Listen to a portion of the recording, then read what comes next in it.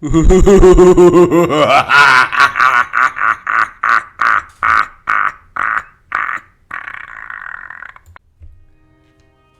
again.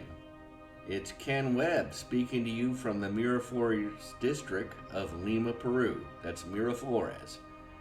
Today is Thursday, the 29th of May, 2025. It is 1200 hours or 12 noon for you non-military types. Good afternoon to each and every one of you. The weather here is mild, mostly dry, and a little moody. 66 degrees Fahrenheit, cloudy this morning, partly clearing this afternoon with just a 5% chance of rain. Tonight, the temperature will drop to 59 degrees under continued cloud cover, with a light wind from the south-southeast. A perfect day to read something a little dark. I was told just last night that I have the perfect voice for thrillers. I can't say that I like horror, I never did. But certain things I like. I've always liked Edgar Allan Poe and other tales, and sometimes I can tolerate it. I can tell you I get scared sometimes. It gives me nightmares. But what somebody told me last night really stuck with me. I'm still learning the ropes with my gear, my software, and my editing as far as writing and reading out loud. There's really a lot more to it than I thought. So please bear with me. I take this seriously. I am really enjoying the journey of learning how to post on YouTube, Facebook, and Instagram. Facebook I already knew, but I have my own Facebook page. And even though I do not personally like Instagram all that much, I'm using it. Most of all, I enjoy creating content on my writer's page, kenwebb69.com. Today's piece is a psychological thriller written in poetic form, Porphyria's Lover. It was written by Robert Browning and first published in 1836, so there's no iPhones or anything like that. Browning was a Victorian poet known for his intense dramatic monologues, complex characters, and dark psychological themes. While less famous than Poe or Whitman, Browning's work has influenced generations of writers with its layered meaning and raw emotional power. This poem tells the story of a man whose love turns possessive and then deadly.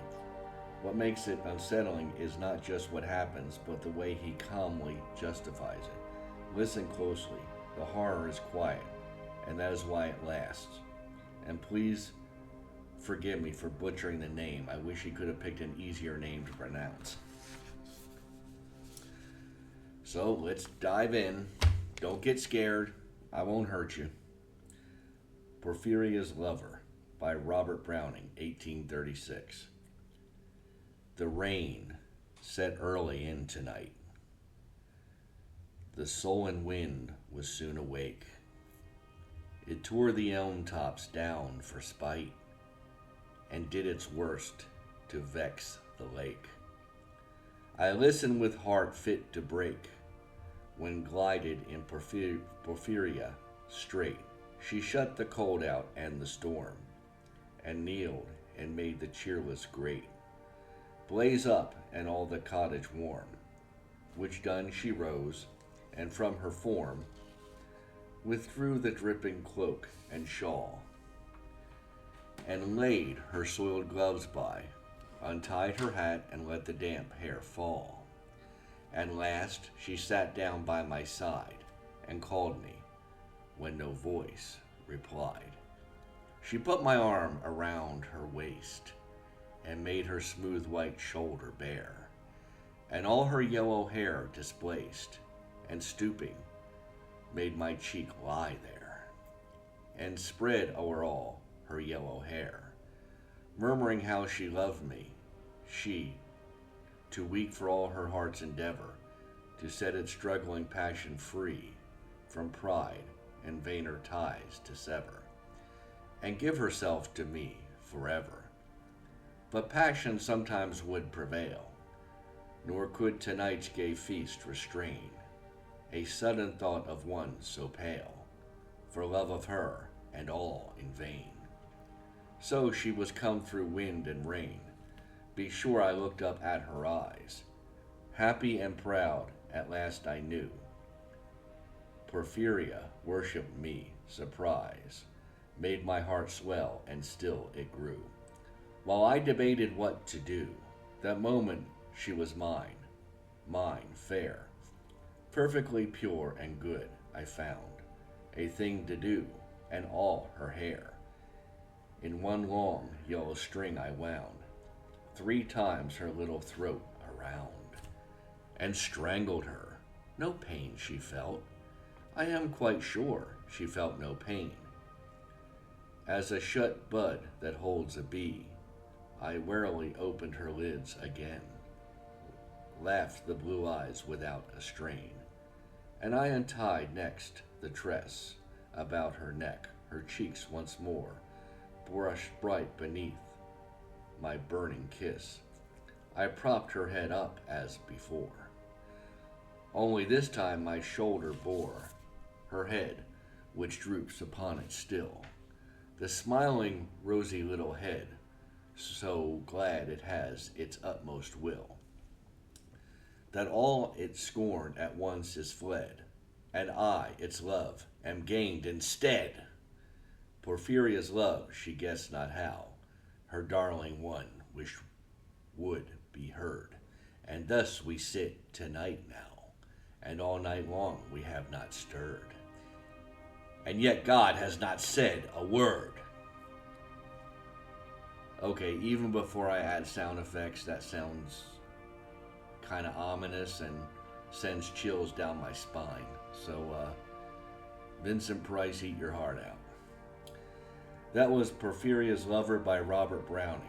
It is a masterpiece of dark introspection and quiet madness. If you felt something shift in your gut while listening, that is the power of well-written suspense. It does not scream, it whispers, and it stays with you. He was quite a writer. I'm Ken Webb. Thanks for spending a few minutes with me today. If you like what you heard, check out more from my work at kenwebb69.com for poems, Bible readings, and updates on my first novel, Trapped in Deception. I wish you a good afternoon and a happy day. In the golden years of life, most people regret what they did not do instead of what they did. So chase your dreams, just as I'm doing. I am 56, and I'm living on my own terms now for the rest of my days, because we don't know how many we have left. So chase everything you want. Do it with integrity. Do it ethically, but do it with passion. Never give up on your dreams. Never think you're too old. Always follow your dreams. While you're visiting the website, don't forget I'm giving away a free copy of Trapped in Deception. There is no money required. All you need to do is vote on one of the 3 cover designs I'm considering. I'll be using a highly scientific method to choose the winner.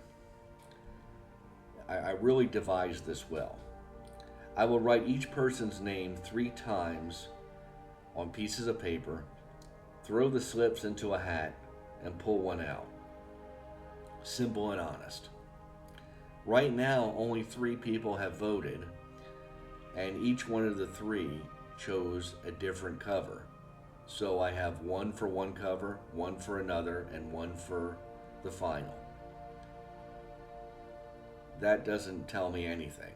So I need some people to vote. Voting is free. It's not a trick, it's not a gimmick. And you could get a free book. I welcome your feedback. Please be critical, but be kind. This project matters to me, and I want to do it right. Be good to people, show grace where you can, and God bless you.